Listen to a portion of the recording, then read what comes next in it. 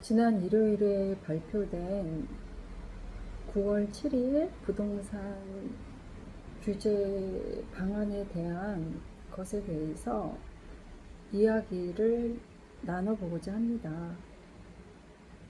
6.27 발표 이후 둔화되었던 가계부채가 증가세로 점점 확산되어 가고 있으며, 또 일부 지역에서는 주택가격 상승세도 지속되고 있는 상황입니다. 또한 금리 인하 기대감으로 부동산 가격 상승에 대한 기대 심리도 많이 있는 상태이죠.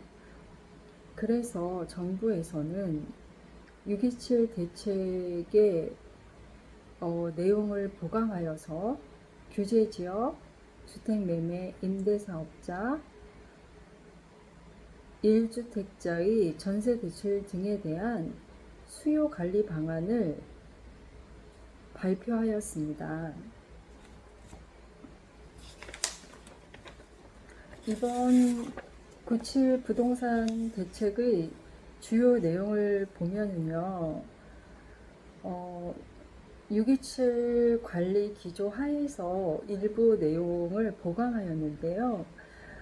먼저 규제 지역의 가계대출,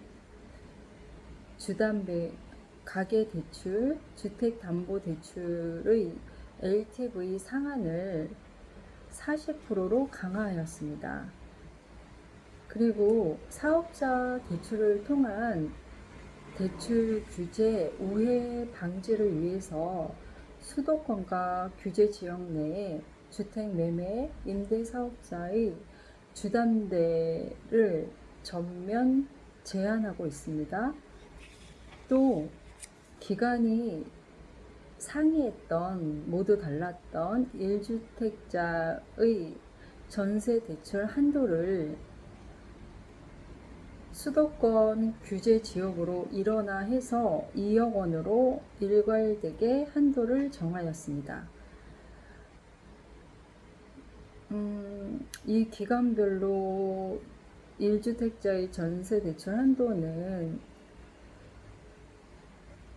SGI가 3억 원, 주택금융공사가 2억 2천, 허그가 2억 원 이렇게 모두 다 틀렸었죠. 근데 이것을 2억 원으로 일원화시킨 것입니다. 또 주택신용보증기금 출연율을 대출 금액별로 차등화하여 출연 대상 금융기관의 고액 주담대 취급 요인을 축소할 계획이라고 합니다. 그럼 조금 더 자세히 천천히 알아보도록 할게요. 지금 주택매매 임대사업자의 주택담보대출을 제한한다고 했는데, 그럼 이미 주택매매 임대사업자에 등록한 경우에도 모두 적용되는지 보면은요, 조치 시행일 9월 8일부터는 주택매매 임대사업자로서 수도권 규제지역 내에서 주택담보대출을 사업자 대출로 받을 수 없습니다.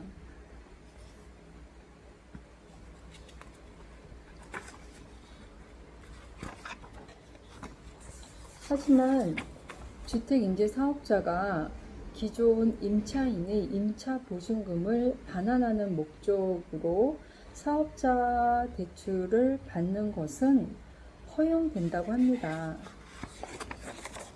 또 그 다음에 궁금하신 사항은 주택매매 임대사업자에 대한 주택담보대출 제한은 임대대상 주택 소재지 기준인지 혹은 담보주택 소재지 기준인지 이것도 알아보면은요, 주택담보대출 제한은 담보주택 소재지를 기준으로 하는 바 주택매매 임대사업자가 지방주택을 담보로 주택담보대출을 받는 것은 가능합니다.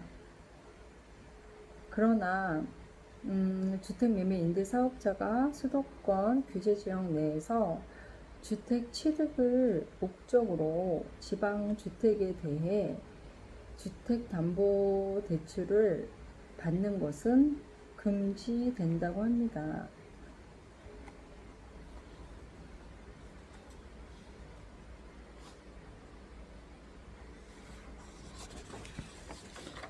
또 상가와 주택이 혼합되어 있는 물건의 경우 사업자 대출이 가능한지, 이렇게 주택 부분이 상가 주택의 일부라도 있으면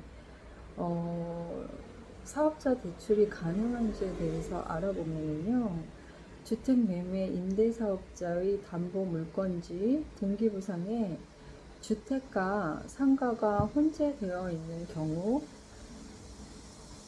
주택 비율이 50% 초과인 물건을 담보로 받는 대출은 주택매매 임대사업자 대출로 분류가 됩니다.